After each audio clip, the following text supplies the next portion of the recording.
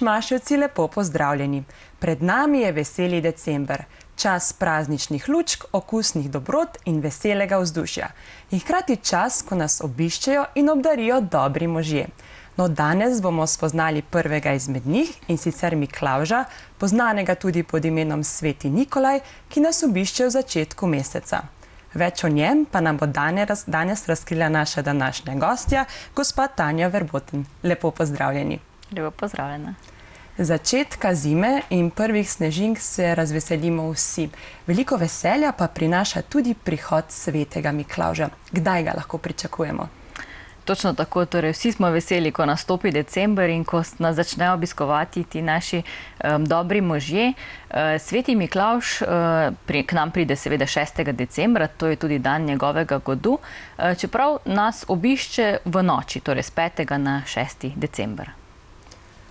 Velikokrat uporabimo ime Miklavž, pa ga poznamo morda še pod kakšnim drugim imenom? Ja, torej njegovo najstarejše ime je v bistvu Nikolaj, torej Sveti Nikolaj, to ime izvira iz grščine, potem pa imamo seveda različne lokalne različice, Šmiklavž, tako da vsaka pokrajina, vsak kraj ima mogoče malenkost drugačno poimenovanje. Najverjetneje ga nekoliko drugače poimenujejo tudi v tujini, drži? Točno tako, ja. Kot smo rekli, torej ime izhaja iz grščine, potem pa načeloma vsaka država ima svojo različico, ker tako kot tudi imamo, tudi imena recimo so naša lahko v drugih krajih drugače poimenovana.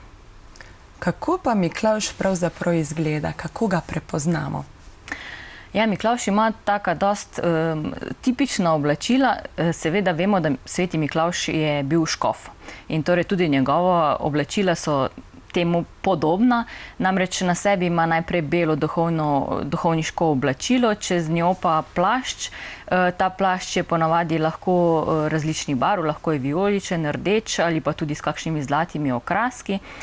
Na glavi ima škofovsko kapo, ki rečemo tudi mitra, ki je značilna predvsem po teh dveh rogih, ki jih ima. Potem pa je za njega seveda značilna dolga bela brada in pa seveda tudi beli lasje. Se pravi, ga ne moremo kar tako zamenjati z Božičkom ali Dedkom Mrazom, kaj ne? Ne, točno tako, pa mogoče še ena značilnost Miklavža je tudi škofovska palica. Torej tudi ta je tista, ki ga nekako razlikuje od recimo Dedka Mraza, ki ima seveda tudi palico, ampak leseno, medtem ko ta Miklavževa pa je taka na koncu lepo zaokrivljena in potem ponavadi pozlačena ali pa zelo lepo okrašena. Torej, njegovega prihoda se vsi zelo razveselimo. Kako pa pravzaprav potuje? Potuje na saneh kot Božiček ali kakorkoli drugače? Tega v resnici ne vemo čisto točno, ampak v enih izmed prvih zapisov pa je tudi to, da naj bi, oziroma upodobitev je ta, da naj bi Miklavž jezdil na belem konju.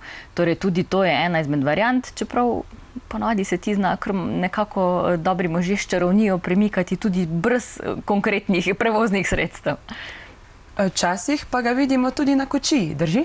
Ja, v današnjem času, sploh na sprevodih Miklavževih, ga najpogosteje vidimo torej na kočiji, ki jo vleče konja ali pa na saneh in nas na ta način potem obiščejo. Ali pa kar hodi peš, tudi to. No, zagotovo pa si je že vsakdo izmed nas kdaj zastavil vprašanje, kam pravzaprav Miklavž pospravi vsa darila, preden nam jih podari doma na našem domu.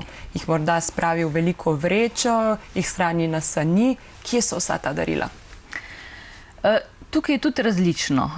Včasih darila nosijo njegovi spremljevalci, to so lahko angeli in imajo angeli posebne koše ali pa košare, v katerih imajo darila.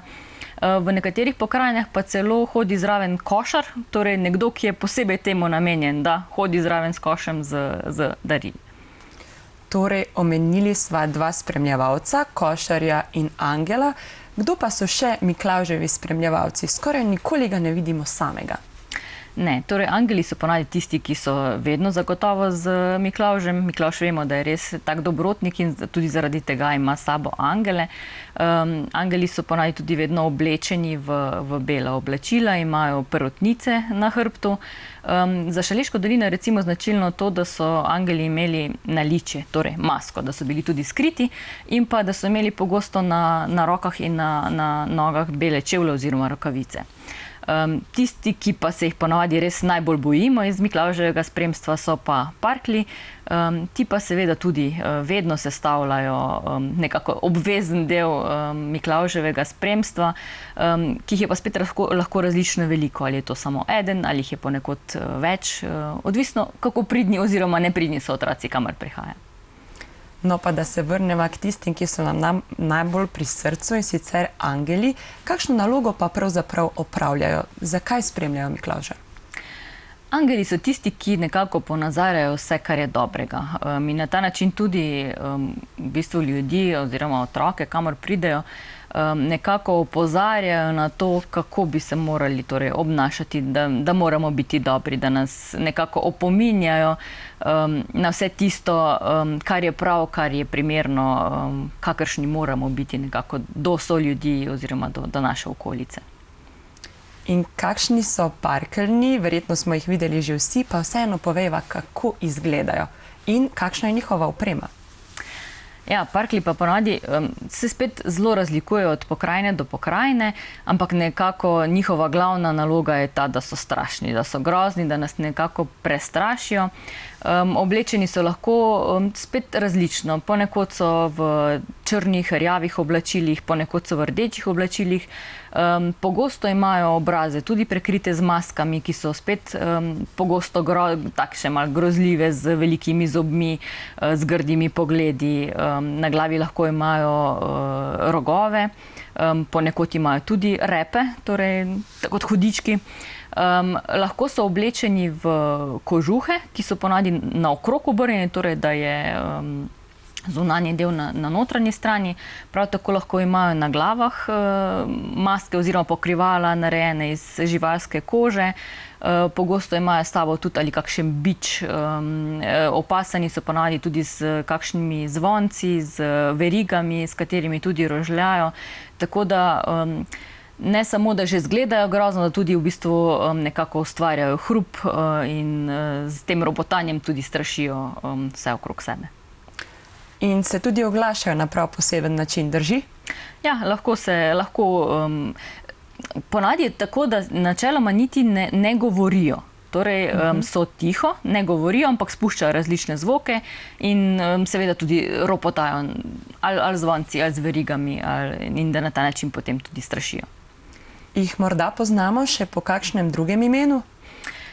Jaz mislim, da tukaj pri nas v našem okolici jih ponavadi jim kar rečemo parklji, medtem ko pogosto so tudi, ker to pač so vragi, vražički, tako da lahko imajo različna poimenovanja v različnih okoljih. Kam pa sega njihov izvor? Kje so pravzaprav nastali? Ja, parklji so pravzaprav najstarejši del Miklavževih obhodov oziroma miklavževanja. So še veliko starejši kot sam Miklavž. Namreč tukaj segajo vse v poganske čase.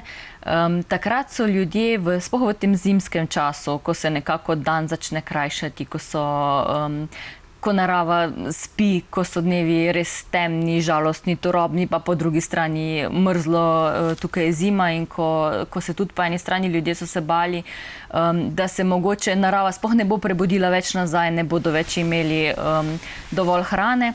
Takrat so pogosto tudi razmišljali o tem, kaj se zgodi, ko umrejo, ali torej umrli predniki se vračajo nazaj na zemljo ali ne.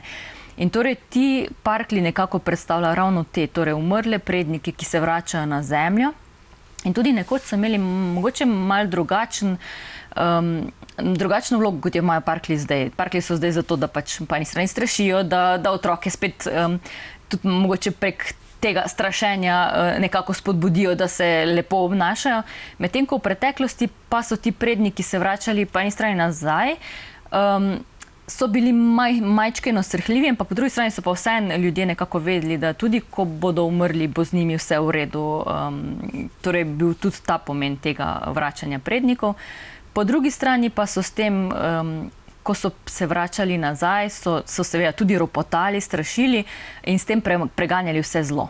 Torej je bil ta pomen vračanja prednikov predvsem v tem, da nekako ljudem zaželijo vse dobro in preženejo vse tisto, kar bi bilo slabo, in s tem so imeli res nek tak dober občutek, da ko se ti predniki vračajo, bo vse dobro za naprej. Torej se bo spet narava prebudila, vsi bodo zdravi, imeli bojo dovolj hrane in je torej tu nekje ta osnova teh naših parklov, ki jih danes poznamo Miklavževem sprevodu. Torej, če smo čisto pošteni, pravzaprav parkeljci niso tako grozni. Kaj pa danes? Veliko govoric namreč kroži, da parkeljci s sabo odpeljajo poredne oziroma tiste malce bolj nagajive otroke. Pa to drži? Ne bi vedela. Jaz sem bila vedno pridna, tako da mene niso nikoli odpeljali. Tudi ne poznam nobenega otroka, ki bi ga odpeljali, samo ne vem, a si ti upaš to poskusiti, pa biti poredna, pa da vidiš, a bi te parklji odpeljali ali ne. Verjetno obedve ne bova preveč eksperimentirali, kaj ne? Ne, bova reč pridni. Torej, nekaj sva že omenili o številu parkeljcev in angelov. Obstaja kakšno pravilo oziroma tradicija za kakšen kraj, da jih je kje več in kje manj? Tukaj gre spet res zelo različno. Zanimivo je, da prav vidimo Slovenija, čeprav se nam zdi, da je zelo majhna, ampak ker je tudi naša pokrajina tako zelo razgibana, da se v bistvu res že od doline do doline se stvari razlikujejo. Tako da ja, tudi število, vemo, da vedno je Miklavž samo eden, to je edino pravilo, ki je. Njegovo spremstvo pa res lahko sestavljeno iz različnega števila. En angel, dva angela, parkelj eden zagotovo mora biti saj zraven, pogosto jih je pa torej še več. No, na različnih miklavževanjih nas Miklavž obišče malce bolj zgodaj, a kdaj pa lahko na našem domu pričakujemo celo posadko? Ponavadi se torej Miklavž nekako pride po domovih 5. decembra, torej na predvečer Miklavževega. Tako da takrat ga pričakujemo. Torej, kdaj pa nastopi tista ura, to pa pravzaprav ne moremo vedeti, da spimo, ker spimo in potem zjutraj pričakujemo darila, kaj ne? Točno tako je. Dobro, potem ima Miklavž še kakšne druge spremljevalce, poleg angelov in parkeljcev? Ja, prej sva že omenili, torej lahko je zraven ta košar, ki nosi koš, potem je pogosto zraven tudi smrt, tudi ta hodi skosa naokrog in na nek način v bistvu straši ali pa preganja vse zlo. Pogosto je tudi zraven pehta. Lahko se pa pojavijo tudi različni svetniki, recimo sveti Martin, sveti Anton Padovanski, ki imajo spet svoje naloge, ki so nekako povezani z Miklavžem oziroma z tem, da pač pomagajo pri tem vsem dobrem, ki naj bi sledilo. No, in da se vrneva k tistemu malce bolj vznemirljivemu delu, in sicer obdarovanju. S čim nas Miklavž običajno obdaruje? Ja, Miklavž v današnjem času, jaz mislim, da so darila res zelo raznolika, odvisno od družine do družine, kaj prinese.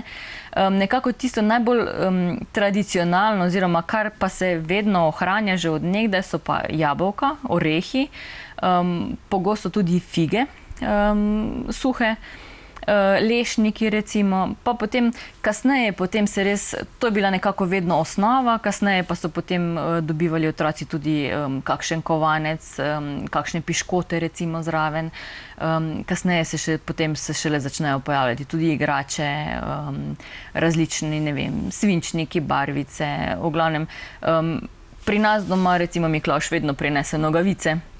Tako da to je obvezna oprema vedno tistega, kar Miklavž prinese.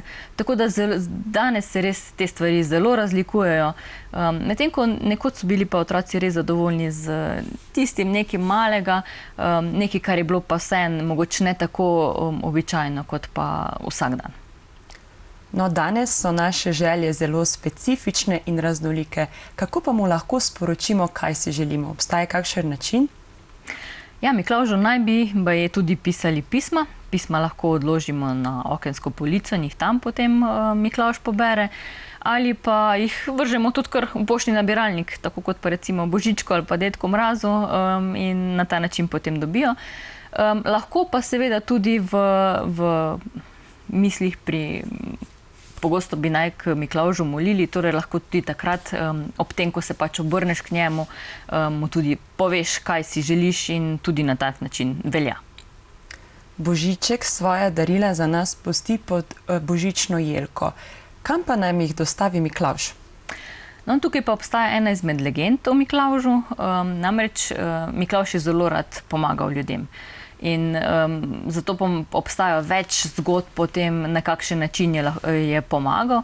In ena izmed teh je tudi, da je želel pomagati 3 deklicam, ki so bile revne, in to na tak način, da jim je po noči čez okno prinesel 3 zlate kepe. Te je dal na okno in ko so se skotalile v njihovo sobo, se je baje ena od teh kep skotalila tudi v copate, ki so se greli, sušili pri ognjišču. In ravno zaradi tega, ker se je torej ta kepa zavalila v ta copat, se pogosto tudi pri Miklavžu uporablja to, da darila se nekako zanje nastavijo tudi nogavice. Pogosto pa je potrebno dati kar na mizo pehar, posodo in potem darila nas pričakajo tam notri.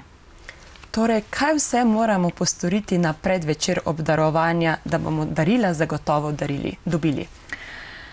Jaz vem, da pri meni se to obnese, da nastavim skledo na mizo in je to ponavadi dovolj. Pa mogoče je fajn preveriti, če so okna odprta ali pa vsaj priprta, da bo imel Miklavž prostor, da bo lahko prišel notri. In seveda smo daril 6. decembra vsi zelo veseli. Kakšna grožnja pa preti tistim otrokom, ki so bili malce preveč nagajivi? Lahko dobijo šibo, če se ne motim, drži? Točno tako. To pa mogoče prej smo pozabili omeniti, torej obvezna ponavadi oprema tistega krožnika oziroma nogavice z darili je seveda tudi šiba. To Miklavž vedno da zraven. Pogosto kar za opozorilo, to, da jo imaš tam, pa da lahko pomisliš, da pa mogoče pa treba vseeno tudi biti priden. Ampak najverjetneje so takšne skrbi za naše mišmaševce odveč, kaj ne? Zagotovo. No, sledi kratek glasbeni predah, potem pa povemo še nekaj o tradiciji povezani s tem dobrim možem.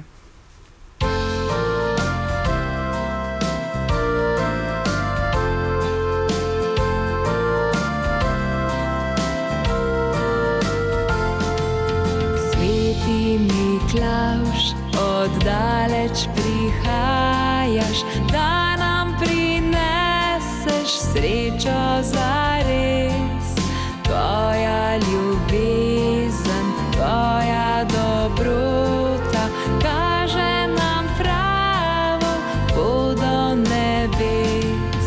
Sveti Miklavž, pomagaj mi, da bom postal dober kot ti. Sveti Miklavž, pomagaj mi, da bom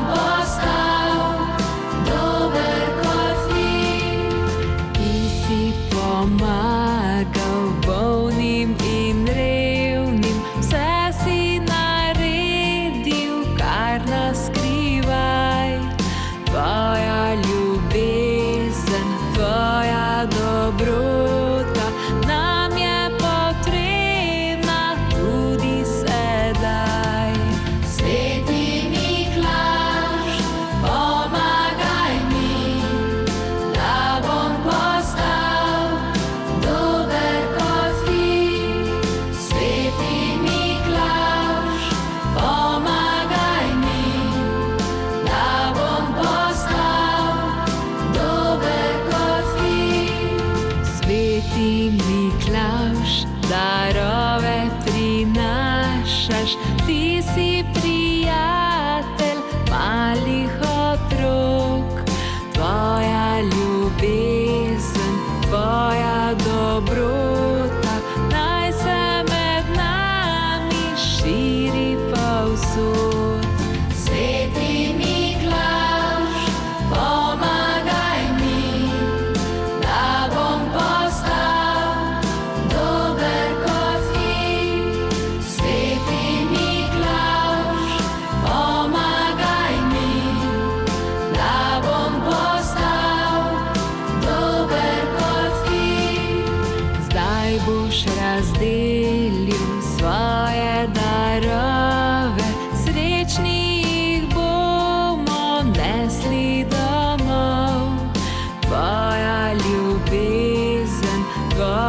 dobrota, Božji pošilja nam blagoslov. Sveti Miklavž, pomagaj mi, da bom postal dober kot ti. Sveti Miklavž, pomagaj mi, da bom postal dober kot ti.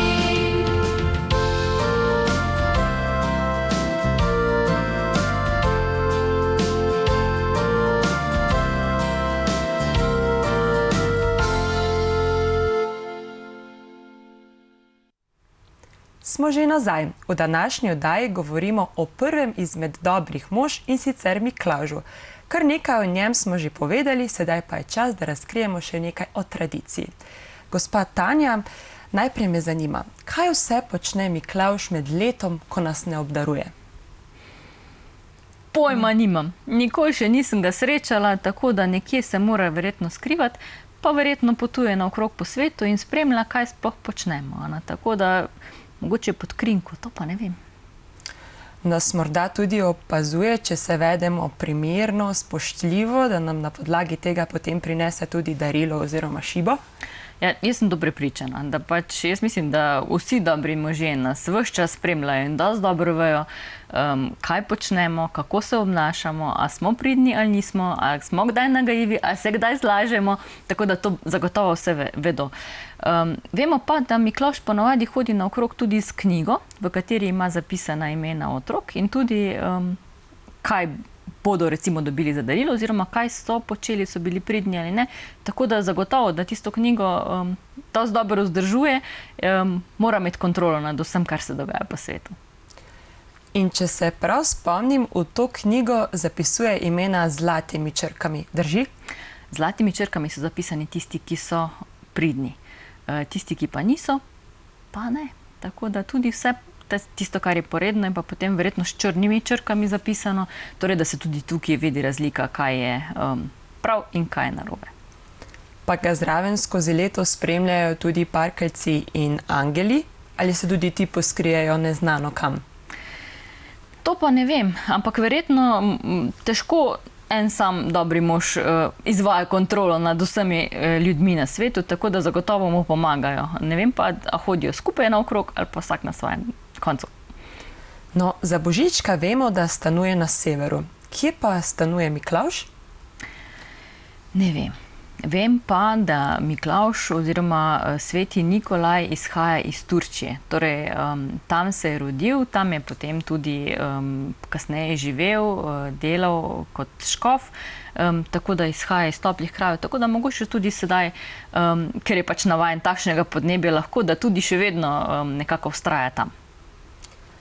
Torej, kot smo omenili, izvira iz Turčije, kdaj pa je pravzaprav začel obdarovati otroke? Stoji za tem kakšna zgodba? Ja, nekako v 11. stoletju se pojavijo počasi Miklavževi obhodi.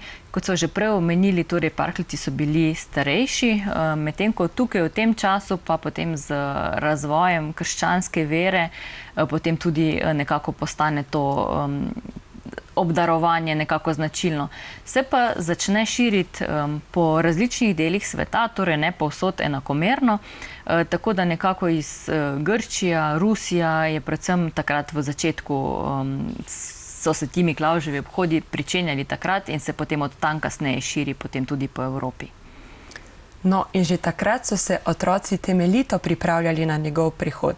Če se ne motim, je včasih veliko več poudarka bilo na molitvi. Drži?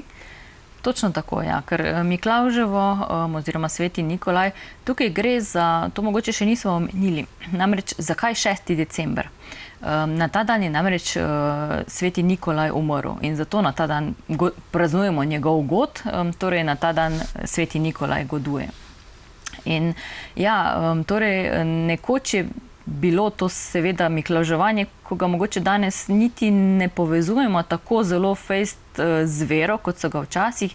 Včasih je šlo pa tukaj res čisto za cerkveni praznik, za cerkveni obred in je imel torej tudi to versko vsebino. In zaradi tega je bilo sploh pomembno torej k Miklavžu oziroma takrat moliti. Tako da so se sploh kakšen teden ponavadi pred samim prihodom svetega Miklavža so otroci še tako bolj intenzivno ponavadi zvečer potem molili in pazili na to, da so bili pridni in da so opravljali dobra dela.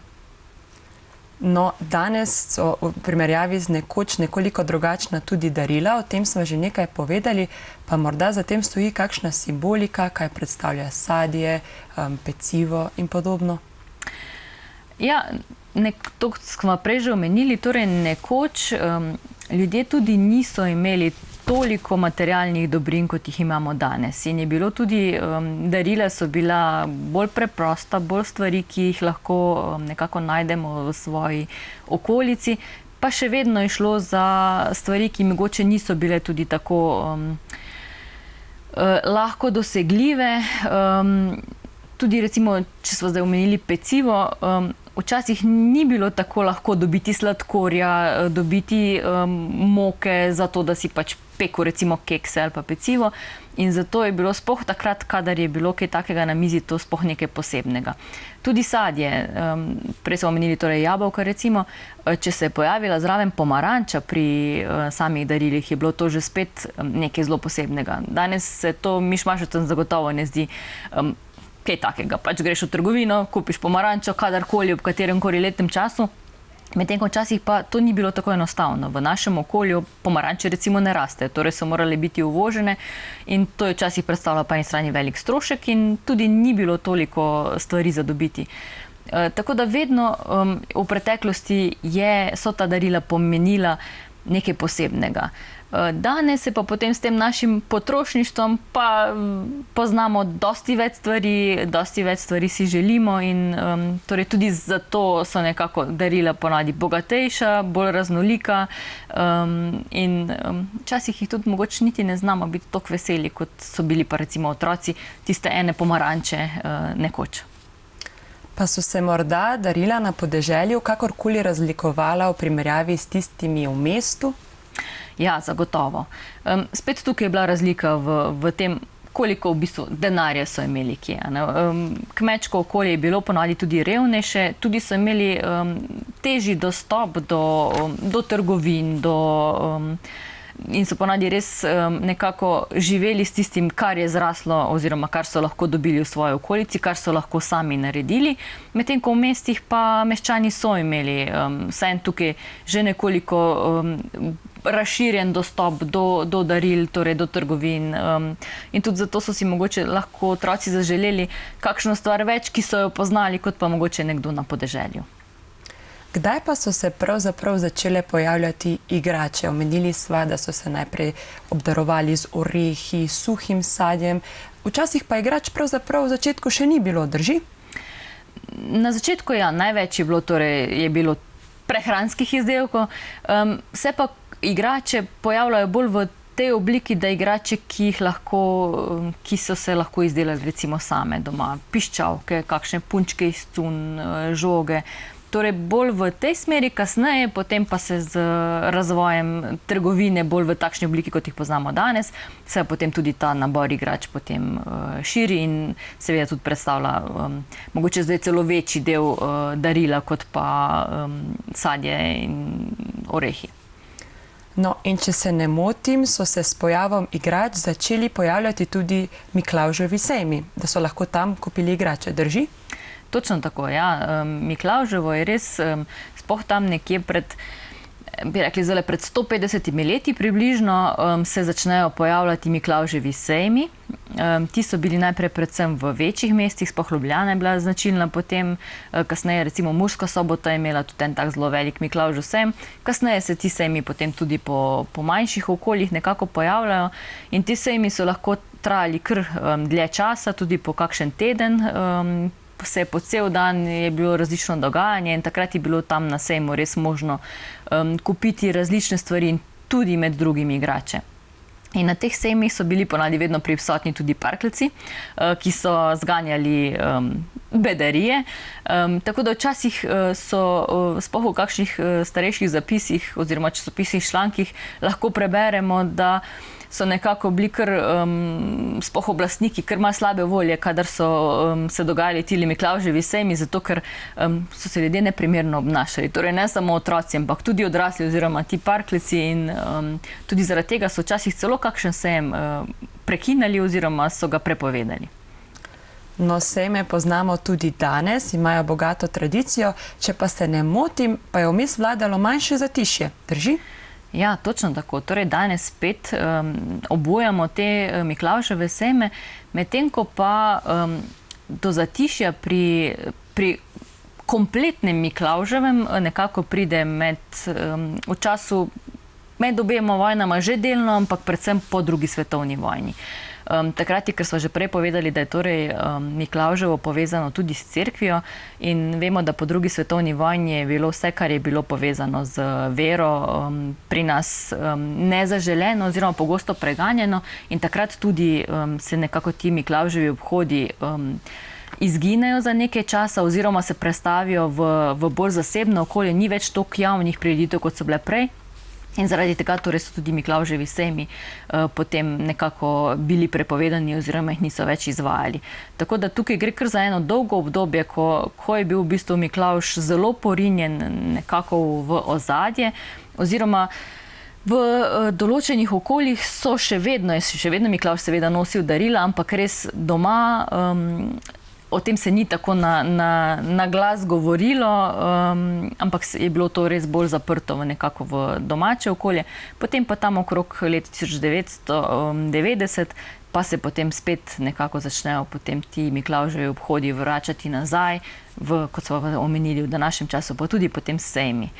Mogoče še zanimivost, da torej v času do druge svetovne vojne, ne samo, da so imeli Miklavževe sejme, prirejajo se tudi Miklavževe plese. Torej je bil tudi to res en tak čas, dogodek namenjen ne samo otrokom, ampak nekako kar celotna družba je s tem živela. Torej so tudi odrasli to praznovali, so šli na plese, so se zabavali, torej so šli na sejme kupovati. Tudi v tem času so si ljudje zelo pogosto pošiljali voščilnice, ki so bile spet zelo lepe, nekatere najprej seveda izdelane doma, kasneje potem pride tukaj do serijske proizvodnje. Tako da res je bil ta čas namenjen nekako celi družini, ne samo otrokom, kot si mogoče danes predstavljamo.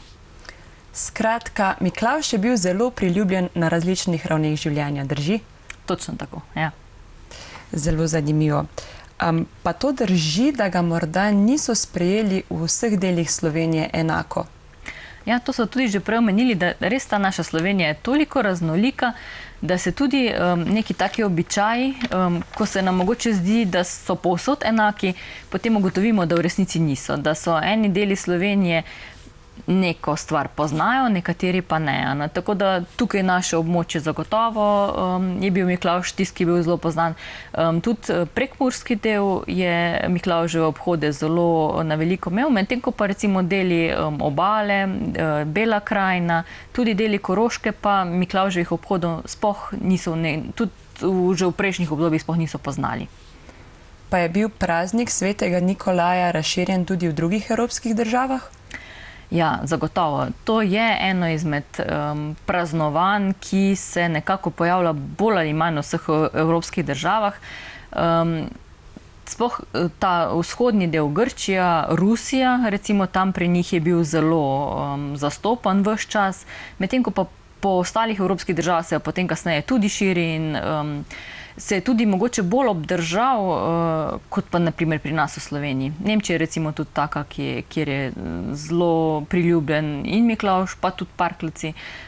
Tako da ja, poznamo ga bolj ali manj po vseh evropskih državah. Gre seveda za zelo specifičen, zanimiv in priljubljen lik, pa lahko morda strneva, kako se bistveno razlikuje v primerjavi z Božičkom in Dedkom Mrazom, ki sta nam prav tako v mesecu decembru zelo pri srcu.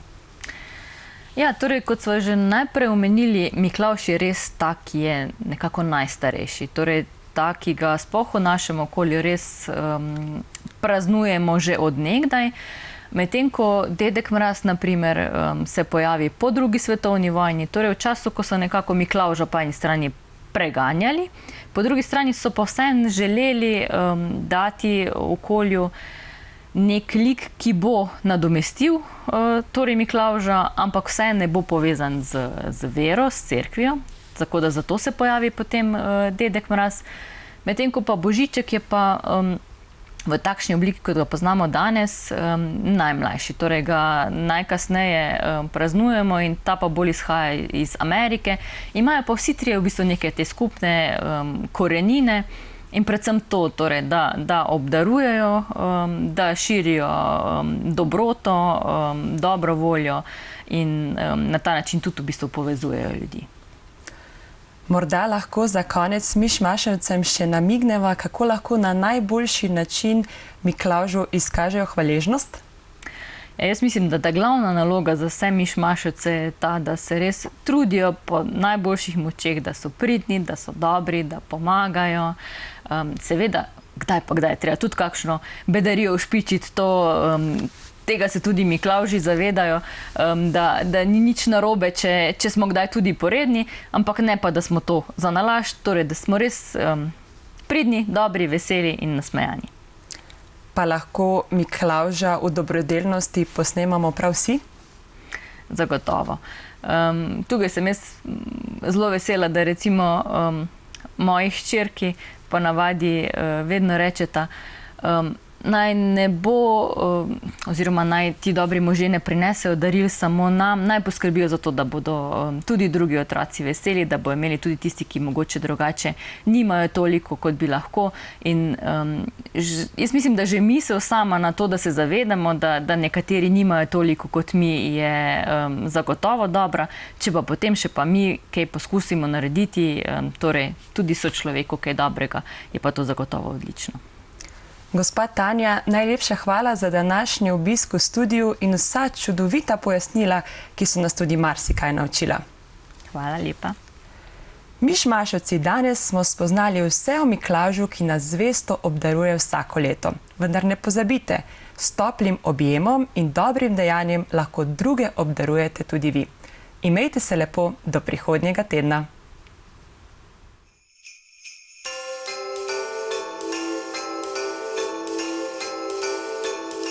Spet prišel je čas, ko zvezde zažarijo, snežinke bele v jasni noči se lovijo. V očeh otrok se znova zaiskri veselje, skrite želje, sreča, tiho hrepenenje.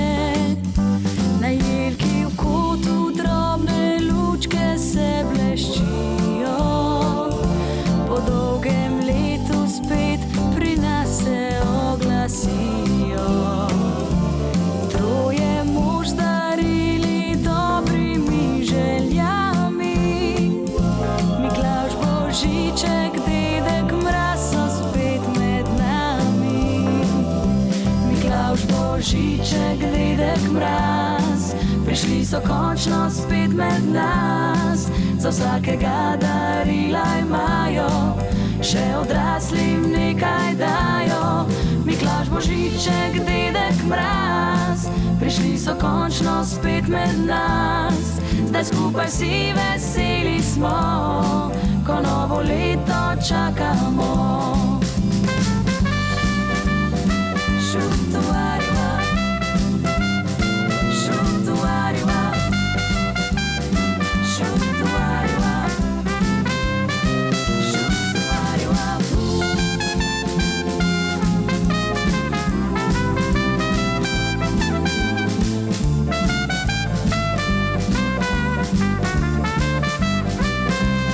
Ob kaminu toplem otroci šepetijo, pravljice poslušajo in se smejijo.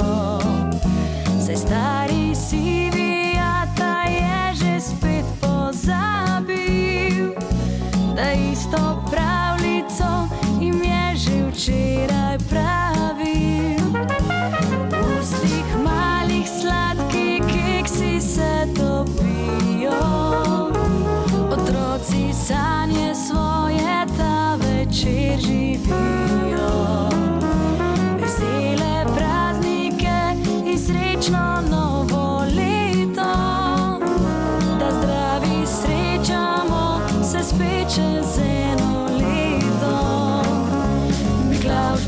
Božiček, dedek Mraz, prišli so končno spet med nas.